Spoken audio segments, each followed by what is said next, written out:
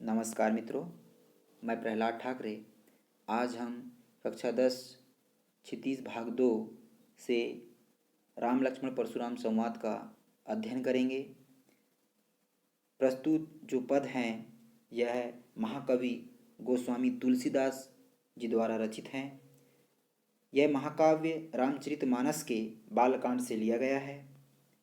यहाँ पर उस समय का उल्लेख किया गया है जब मिथिला नरेश जनक ने अपनी पुत्री जानकी के लिए स्वयंवर रचा था और उसमें शिवजी के प्राचीन एवं भारी जो धनुष था उसे प्रत्यंचा चढ़ाने की शर्त रखी गई थी। राम ने इतनी स्फूर्ति के साथ उस धनुष को उठाया और प्रत्यंचा चढ़ाया और उसे तोड़ दिया।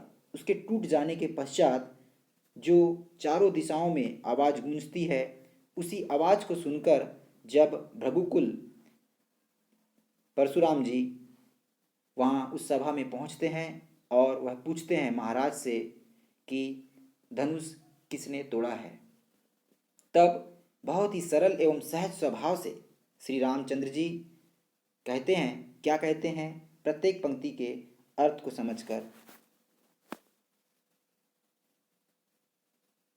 कि नाथ सम्मु धनु भंज निहारा हो यही क्यों एक दास तुम्हारा। यहाँ क्या कहा गया है कि नाथ शंभु धनु भंज निहारा। शंभु धनु का अर्थ यहाँ होता है शिव जी के धनुष। भंज निहारा यानी तोड़ने वाला।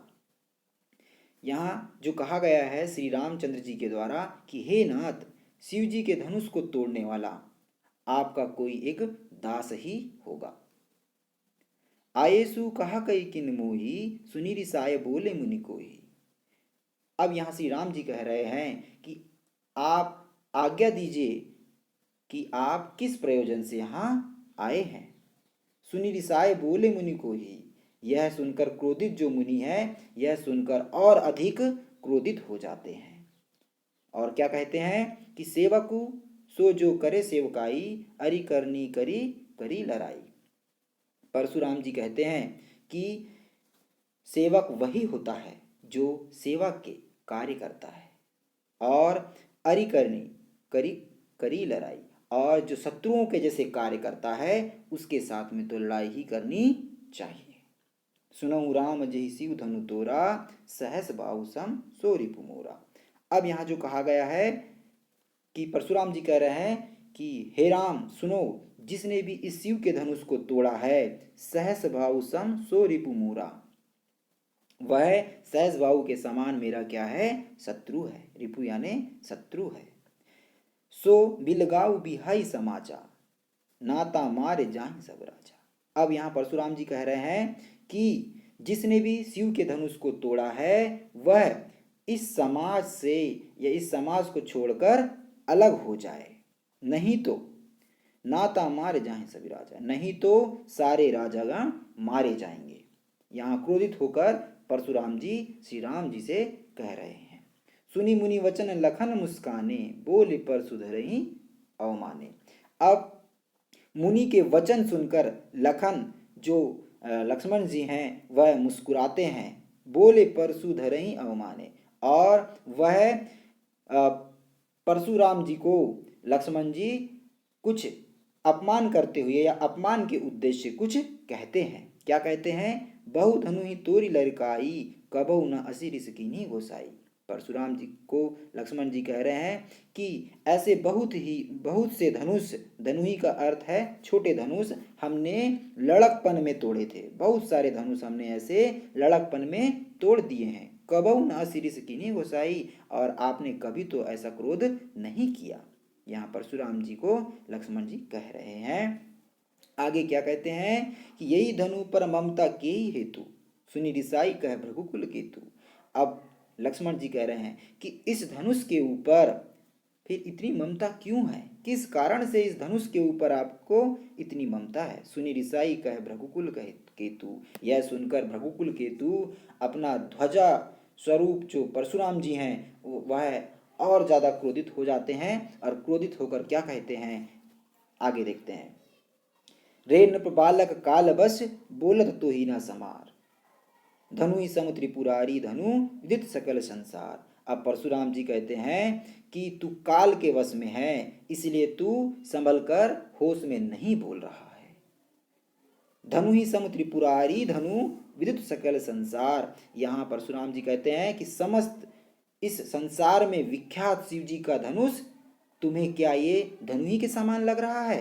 ये तो पूरे विश्व में विख्यात धनुष है, यह उस छोटे धनुष के समान नहीं है। इस प्रकार से इस पद में परशुराम जी और लक्ष्मण के बीच में कुछ वार्तालाप होती है, संवाद होते हैं और वह एक दूसरे को बताते हैं।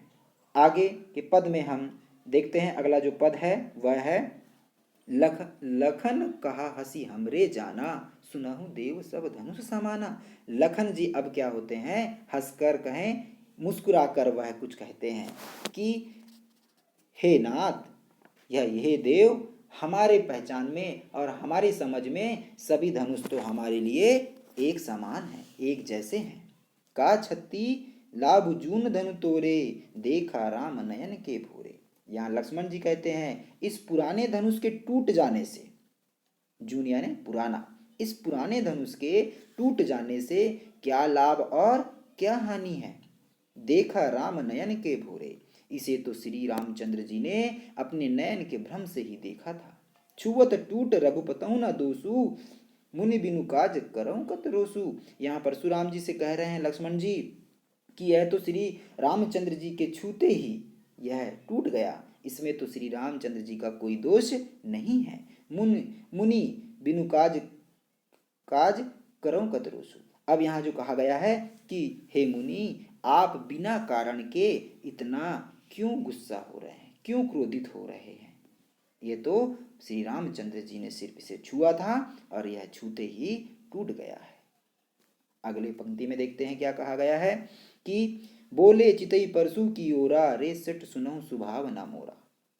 क्या कहा गया है कि यहाँ परशुराम जी कह रहे हैं कि अपने फरसे की तरफ देखकर कह रहे हैं कि अरे दुष्ट, तूने मेरे स्वभाव के बारे में सुना नहीं है। यहाँ परशुराम जी किससे कह रहे हैं, लक्ष्मण जी से कह रहे हैं कि रे सट सुनो स्वभाव ना मोरा, तूने अभी मेरे स्वभाव के बारे में सुना नहीं है। बालक को बोले बधऊ नहीं तोई केवल मुनिजन जान ही मोही।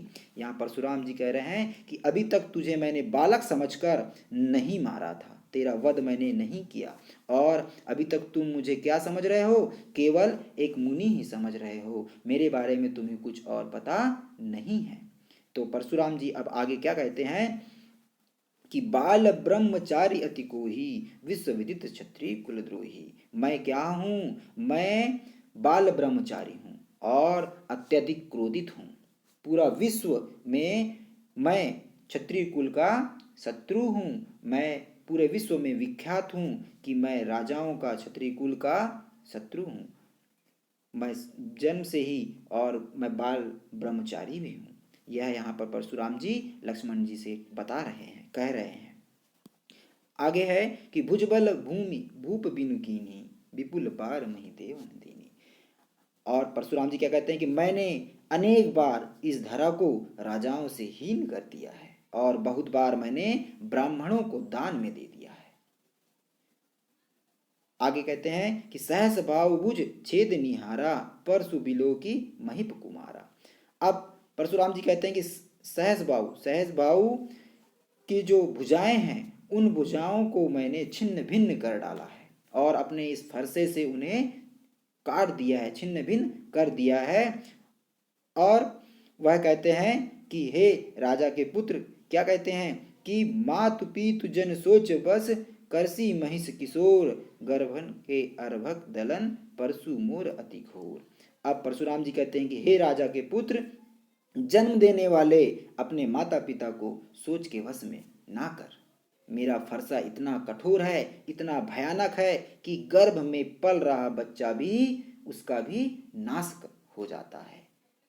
मेरे फरसे के भयानकता से कहा जाए या मेरे फरसे का जो डर है, जो कठोर जो फरसा है, उस फरसे के कारण जो गर्भ के बच्चे को भी नाश करने वाला यह फरसा है।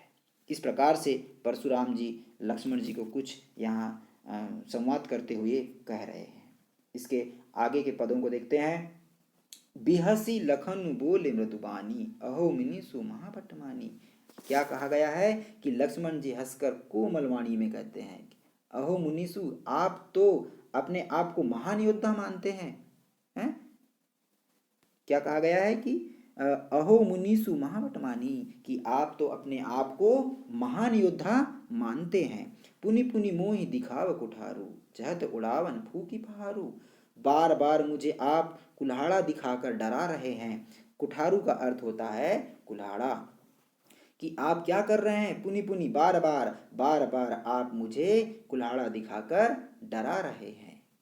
चहत उड़ावन फूकी पहाड़ू, आप तो फूक से पूरी पहाड़ को उड़ाना चाहते हैं। अगली पंक्ति में क्या कहा गया है, यहाँ कुम्हड़ बतिया को नाही, जो जे तर्जनी देखी मर जाही। क्या कह रहे हैं, परशुराम जी से लक्ष्मण जी कह रहे हैं कि यहाँ पर कोई काशी फल के समान कोई कमजोर नहीं है, कोई दुर्बल नहीं है जो आपकी तर्जनी उंगली को देखकर ही डर जाए। यहाँ परशुराम जी से लक्ष्मण जी कह रहे हैं कि देखी कुठारू सरासर बाना, मैं कछु कहा सहित अभिमाना। अब क्या कहा गया है कि कुछ अभिमान जनक यहाँ पर कुछ बातें कहते हैं कि उसके फरसे के बारे में कहा गया है कि आपका फरसा को देखकर मैं लक्ष्मण जी कुछ अभिमानजनक कुछ कहते हैं कि भृगुसुत समुझु जनेऊ बिलो की, जो कछु कहूँ सहूँ रिस रोकी। अब परशुराम जी से क्या कहते हैं कि हे, क्या कहा गया, भृगुकुल यानी भृगुवंशी समझकर और यज्ञोपति देखकर, जो जनेऊ धारण किया जाता है उसे कहा गया है देखकर, तो आप जो कुछ भी अभी तक कह रहे थे सब मैं सारा जो क्रोध है उसे रोक के रखा था और आपकी सारी बातें सुन रहा था। ऐसा परशुराम जी से लक्ष्मण जी कह रहे हैं। सुर महिसुर हरिजन औगाई, हमरे कुल इन पर ना सुराई। अब यहाँ जो कहा गया है, क्या कहा गया है, परशुराम जी से कह रहे हैं कौन, लक्ष्मण जी कह रहे हैं कि सुर का अर्थ होता है देवता, महिसुर ब्राह्मण, हरिजन भगवान के भक्त, अरु यानी और, गाई यानी गाय। लक्ष्मण जी कह रहे हैं कि देवता, ब्राह्मण, भगवान के भक्त और गाय, इन पर हमारे कुल में वीरता नहीं दिखाई जाती है ना। हमरे कुल इन पर ना सुराई। सुराई का अर्थ होता है वीरता। तो हमारा जो कुल है इन सभी के ऊपर कभी वीरता नहीं दिखाता। बधे पाप अपकीर तिहारे, मारता हूँ पापरी तुम्हारे। इनके साथ अगर हम युद्ध करते हैं तो हमें क्या होगा, पाप होगा और अपयश होगी हमारी। इसलिए हम इनके ऊपर वीरता नहीं दिखाते हैं। इन्हें मारने पर पाप होता है और इनसे हारने पर अपयश होता है। अतः हम आपके मारने पर, अगर आप मारें तो आपके हम पैर ही पकड़ना चाहेंगे और हमें आपके पैर ही पकड़ना चाहिए, यह भी हम यहाँ कह सकते हैं। आगे है कि कोटि कुलीस सम वचन तुम्हारा, व्यर्थ धरम धनु बाण कुठारा। अब यहाँ लक्ष्मण जी परशुराम जी से कहते हैं आपका एक वचन करोड़ों वज्रों के समान है, फिर तो धनुष बाण और फरसा तो आपने व्यर्थ में ही धारण करके रखा है। इस प्रकार से कुछ ऐसे शब्द बोल देते हैं जिससे परशुराम जी को और यहाँ क्रोध आ जाता है। क्या कहते हैं परशुराम जी, इन पदों के माध्यम से हम देखते हैं। जो बिलो की अनुचित कहूँ, क्षमाहूँ महामुनि धीर, सुनी सरोस भृगुवंश मणि, बोले गिरा गंभीर। अब कहा क्या कहा गया है कि जो बिलो की अनुचित कहूँ, क्षमऊ महामुनि धीर। हे महामुनि, इन सबको देखकर परशुराम जी से कह रहे हैं कौन, लक्ष्मण जी कह रहे हैं कि हे महामुनि, इन सबको देखकर मैंने कुछ अनुचित अगर कह दिया है तो धैर्य धारण करके मुझे आप क्या कर दें, क्षमा कर दें। यह सब सुनकर आगे क्या है, सुनी सरोस भृगु वंशमणि बोले गिरा गंभीर। यह सुनकर क्या होगा, अब परशुराम जी तो और ज़्यादा क्रोधित हो गए। तो यह सुनकर जो भृगुवंशी जो परशुराम जी है वह क्रोधित होकर गंभीर वाणी में बोलते हैं। गंभीर वाणी में फिर वह कहते हैं, क्यों? क्योंकि परशुराम जी को यहाँ पर लक्ष्मण जी ने कुछ क्रोधजनक बातें कह दिया। इतनी सारी बातें कहने के पश्चात वह कह रहे हैं कि आपकी इन सारी चीज़ों को देखकर मैंने अगर आपको कोई अनुचित कह दिया है तो आप धैर्य धारण करें और धैर्य धारण करके मुझे आप क्षमा कर दें। ऐसी बात सुनकर परशुराम जी को और ज़्यादा क्रोध आ जाता है। यह इन पदों के में कहा गया है। आशा करते हैं यह सभी पद आपको समझ में आए होंगे। धन्यवाद।